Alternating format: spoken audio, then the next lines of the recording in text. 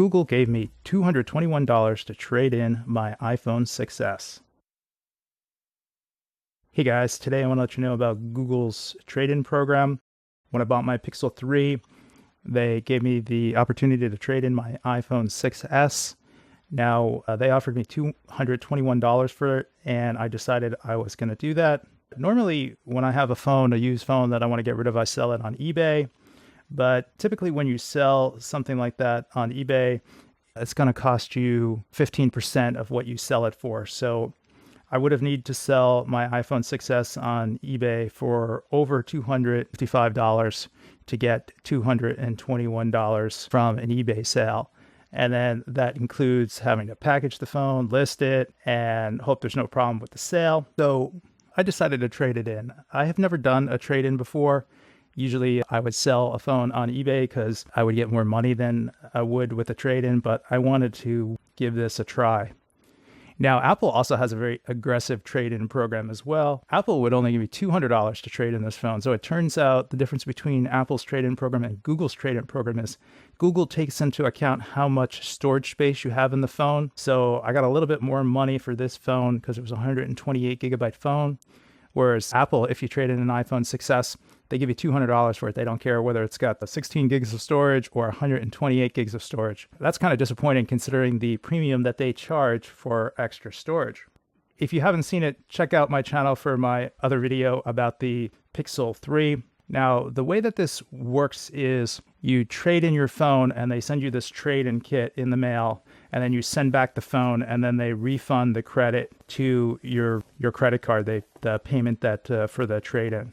So I'm going to get this trade-in kit out of the box, and I need to get this phone out because it's been sitting here the trade-in kit's been sitting here for a few days. So let's see what's in the box. All right, packing slip. And I'm going to just put that to the side. That looks like it has the label and stuff. And then the trade-in instructions, transfer your data, factory reset, mail your phone. So I think I can handle that. That sounds pretty simple.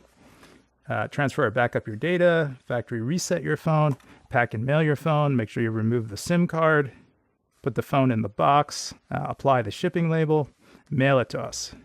We'll review your phone and send you an email within 5 days of receiving it. You can visit g.co.phone trade-in. So that's what I'm going to do. Now, I've already logged out of iCloud on this phone, and the remaining step here is to erase this phone. So I'm in settings general, and I'm just going to do a reset and then erase all content and settings.